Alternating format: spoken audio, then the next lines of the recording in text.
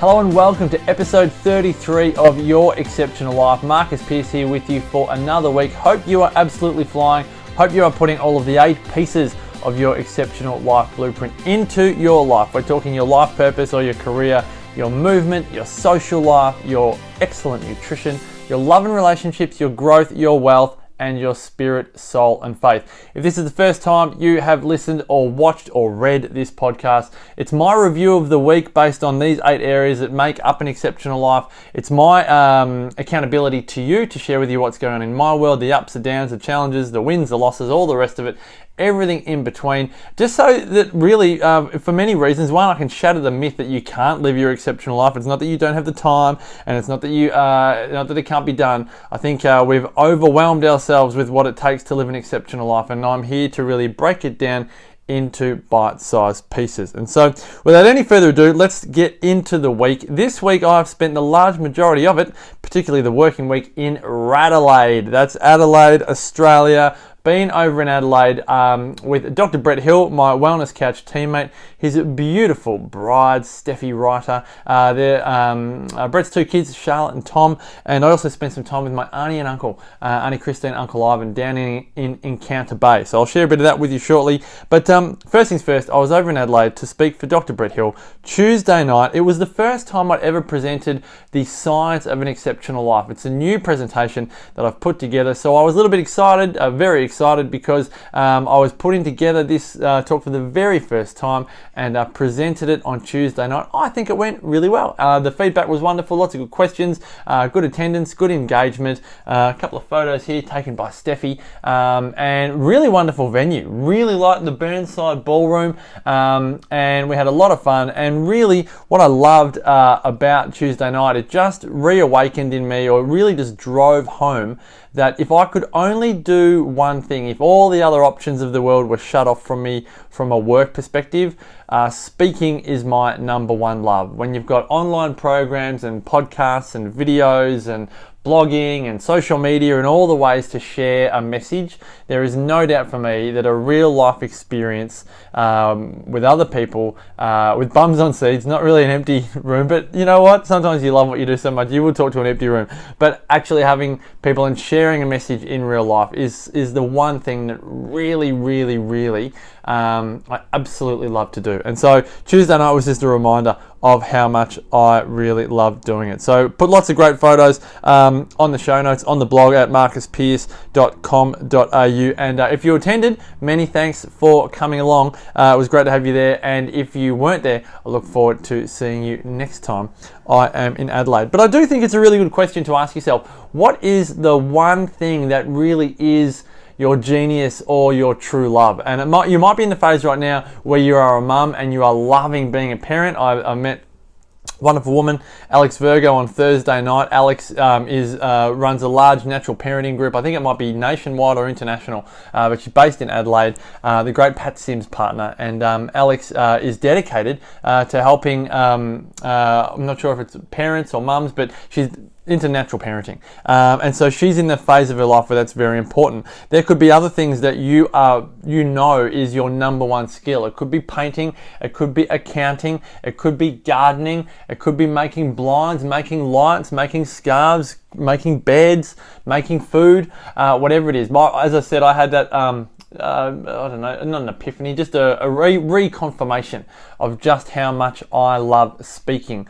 What is the one thing in your business or career that you love the most? And maybe it's something that you're not doing right now, but you know that you absolutely love to do it. My advice is to go out and just to start doing more of it. And it may only be 5 minutes a day to begin with, but to do more of what you love brings so much fulfillment to your life. So naturally for me, my brain is ticking over right now, like, all right, how do I do more speaking gigs? More, like just get me speaking. Obviously, my other brain says, well, you've got, a wife and 3 kids at home, and I don't want to spend, 365 days a year speaking. But more speaking is going to bring more fulfillment, more joy, all the rest of it. And so it's just it's a clue. What you love is not something that you can necessarily control. It's just something that comes through you, and it magnetizes you. So consider that. What is that one thing for you? Movement. Now, movement, tell you what, there's a romantic photo of Bretty and I. Tell you what, Brett's beautiful partner Steffi just made some wonderful lunches. A picnic lunch there, very Instagram worthy, that one.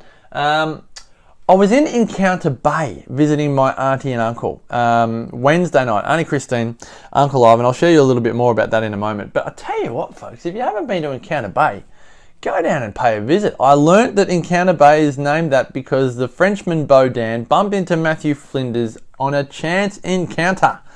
And the dad joke, or the dad title, then became, well, let's call this Encounter Bay. And it is an absolutely beautiful part of Australia, about 80 minutes south of Adelaide, and far out. Tell you what, it was a phenomenal experience. I don't know if it's due south, I don't think it is. But wherever it is a wonderful part of Australia. I learnt so much. I went for an 8K walk with Uncle Ivan on Thursday morning, and he shared a lot of the history of Encounter Bay with me, and it was just a great experience. I didn't do a lot of my push-ups on my travels, and that's one thing that will be a theme of this podcast, is that I knew this was the first time that I'd be traveling for an extended period of time. I knew that my routine wouldn't be the same. I knew I'd have later nights. I knew I'd probably drink a bit more wine. I knew I'd be up having, great, deep and meaningful conversations. I think I'm just back as I record this to you now. I didn't get to bed till probably 12:30 midnight, staying up late chatting to Brett and Steph. Got up at I think 6 o'clock this morning to then get on the plane back here now, set up this little studio in the office and record.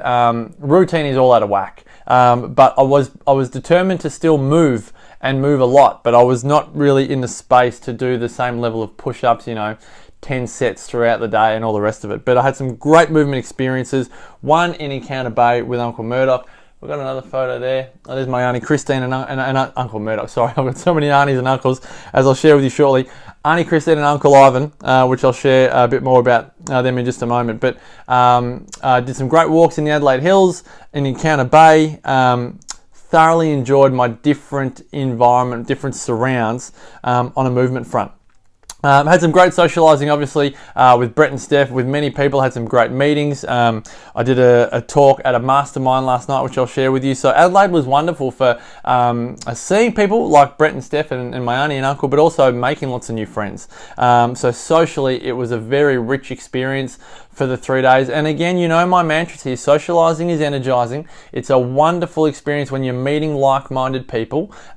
It boosts you up energetically. You feel enriched physically, mentally, emotionally. I'd also say spiritually. Socializing enriches you, and so I've definitely filled that bucket this weekend. Let's talk about my auntie Christine and Uncle Ivan. Now, you may not know me or the family story much, but my mum is one of 15 children.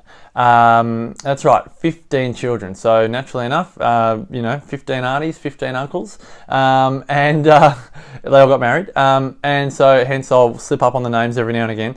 But Auntie Christine here is child number 10. Now, Anne was the mum of the first 10 children, but then Anne passed away shortly after she gave birth to Auntie Christine. So my pa is left with 10 children, and then he meets my nana, who I think was 33 at the time. My nana, 33-year-old female, all of a sudden goes from 0 children to 10 children. And to top it off, then goes and has another 5 of her own, my mum being the first one. So my mum's number 11, Christine's number 10. Biologically 2 different mums, but my nana, God bless her soul, was just the most beautiful woman. And every single one of those 10 children loved my nana as a mum.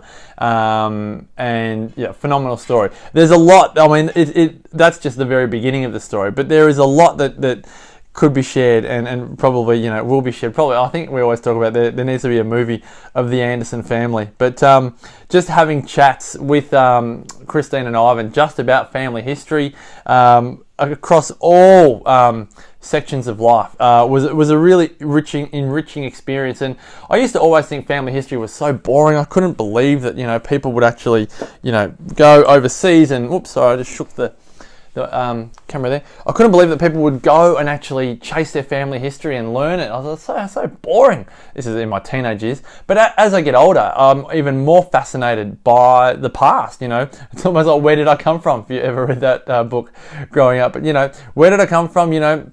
pa's from Scotland, and then my nana's parents were from Lebanon, so there's Lebanese blood through our family, and you definitely see that in the 5 children that my nana had. But I think family history is really interesting, particularly as I talk about when I'm speaking, is even from a nutrition perspective. One of the messages I shared the other night was to own your uniqueness, particularly in nutrition. Don't go paleo because someone says to go paleo. If you're from Ireland, you are probably not genetically designed to have coconuts. You know, my pa's from Scotland. The other side has Lebanese history. So thankfully, olive oil and me agree beautifully. But you know what? I don't know about coconut oil. You know, I just don't know if that necessarily agrees. I could get a genetic test and find out. But you know, the genealogy wouldn't necessarily suggest that there's been an exposure to it in the past. So your family history can teach you a lot of things, and I find the family history, particularly on my mum's side, with the 15 kids and the story and everything else, absolutely fascinating. Nutrition. Now, with traveling, nutrition can go by the wayside. But one little aha that I had on my trip from Adelaide was the quality of your nutrition when you travel has a large is really in direct proportion to who you spend a lot of your time with. So if you're traveling by yourself, it can go AWOL because you don't know the places, you don't know the healthy cafes or the restaurants. This is particularly if you have a high interest in healthy eating, and you're looking for them, and it takes time to find them, and you spend money trying to find them, and time, and all the rest of it. If you're staying with locals, like I was with Brett and Steph, they know the cafes, they know where to go, they know where not to go, and all the rest of it. So it's much easier to eat well. Had a beautiful home cooked meal with Christine and Ivan. I had a rack of lamb, some roast veg, green beans, beautiful gravy, nice bit of dessert, great red wine. So it was, when you're living with locals, a lot of the time, you're more likely to have a wonderful nutritional experience, particularly if that food is celebrated. You know my feelings about food as ceremony, particularly coming back from Ikaria, the island where people forget to die, running our longevity experience there. Food is a ceremony, and so if you are connecting with people when you're traveling, the food is a ceremony because you're having a social occasion with them. It's normally good times, and you can actually then go and not just eat for the sake of eating, but enjoy it on a social level as well. I was very well looked after. I've got to give a shout out. Rawsomemama.com.au. Rawsome Mama, I think it's MUMMA.com.au, gifted me 5 of the most delectable raw treats, and I enjoyed 3 of them going down to Encounter Bay and 2 of them on the way back. I would have had the 5 all the way down the drive, but I was wise enough to go save a little for the trip back. And so my nutrition was thoroughly beautiful, slightly indulgent. I had more red wine than I've had in a while, but you know what? It was always with food, and it was always with other people, and thoroughly enjoyed it. All right, let's move on to growth. Now, growth, my bucket was filled this week when I was presenting for Brett Hill's Adelaide Influencers Mastermind Group. So if you're not familiar with a mastermind group, I highly recommend, well, particularly if you're in Adelaide, get in touch with Brett Hill and the Adelaide Influencers. But a mastermind as a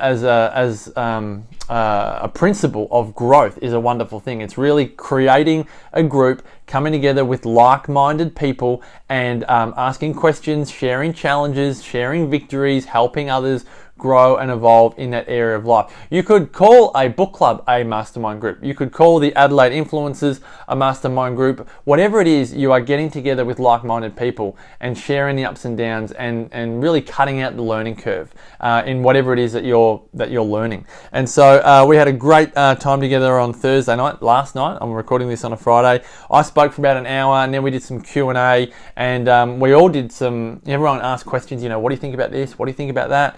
And I loved it too, because I said, can I ask a question about my business? And it was great. I got some wonderful feedback on some things I'm thinking about with expanding with the Exceptional Life Blueprint, and there was great excitement and enthusiasm about my ideas, which had really been not tearing me apart. I was torn about what direction to take a few elements of the business, and so got some really good feedback, which I absolutely loved. And just being able to share, I don't want to when Sarah and I talk, I don't want to talk for an hour about business strategy and all the rest of it. I don't want to bore her to tears, but I actually want that to be a more quality time. And so connecting with others where you can have a good long chat around business stuff is really fantastic. And so thanks for particularly Daniel Gibbs, Michelle Crone, Steph, Brett, obviously, Alex Virgo, Amy, who was there, Glenn Lomond, who's part of Adelaide Paleo, who's created the Adelaide Paleo group. I'll put some links in the show notes to these guys, and to Denise, everyone that was there.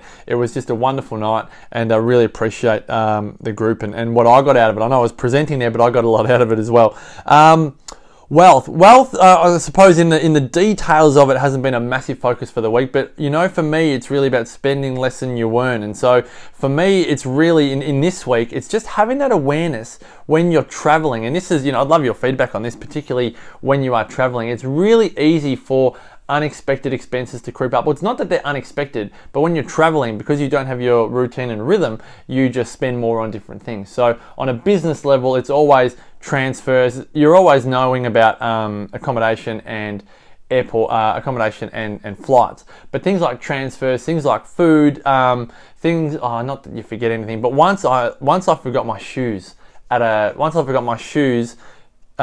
guest's house. I was staying at someone's house. I left my shoes there somehow. I must have been going from business attire to casual. I left my work shoes there. I had another speaking engagement, so I had to go and buy another pair of shoes that day. Now, look, didn't break the bank. It's no big deal, but they're like unexpected expenses. Traveling generally costs more money than what it does to live at home. And so it was just something that I was thinking about, with the travel. And then it's also like just on a budget level, do you know how much it costs to run your daily life? Because again, when I'm traveling, I'm thinking, normally you're not expecting to pay for your lunch, even though you do it when you go shopping at the market or supermarket or wherever.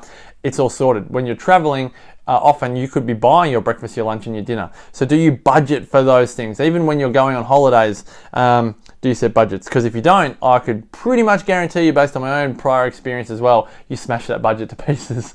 If you say you're going to go away for a week and you don't have a budget, you'll just spend and you'll find ways to spend. If you go, we're going away for a week and we're going to spend $1,000, $2,000, $3,000, whatever it is, you've got an awareness when it comes to spending money. All right, last one is spirit. Spirit for me really was honoured in my trip to Encounter Bay, being around nature, being in the Adelaide Hills, being around nature. I just think for this week, and my message or my lesson or my advice on this is never underestimate the power of being in a beautiful natural environment to enrich your soul. Particularly if you're in the burbs, it's really important, in my view, to find ways to be around wonderful natural environments, parks, rivers, lakes, beaches, big trees, just beyond just the plants. I mean, I'm sure we can all find beauty in a plant in the backyard. I'm looking at the backyard at the moment, but being in Encounter Bay was magical. Seeing the dolphins surfing and just getting the wind. I think I got a bit of windburn on my lips, but just the wind, the cold air. Being around the Adelaide Hills, even though it was freezing, it was just beautiful to be in that natural environment. Seeing the goats and the kangaroos and, more than just the suburban natural beauty, I'm looking at just that next level. And so it's a very soul enriching experience. I found it, being in that natural environment this week. So that's it. I'm home now, ready to have some family time this weekend. It's Father's Day this Sunday, so really looking forward to some enriching family time. I love the reuniting with the family. I've been away for 3 nights, 4 days, and I can't wait to go and reunite. So I've got Darby and Sebe out there having lunch. I'm going to go and join them now. Tommy's asleep, May's at school. Looking forward to having some wonderful family time. Whatever you're doing this weekend and this week, to all the fathers out there, have a wonderful Father's Day. I know by the time you listen to this, Father's Day will have been done and dusted. To all the fathers out there, well done on the role that you play in your family, in this world. Never underestimate the gift it is to be a parent. And again, thank you for the role that you play. To everyone out there listening, thanks again for your support of this message. Look after yourself. Have a wonderful week. And until next time, continue to make the rest of your life the best of your life.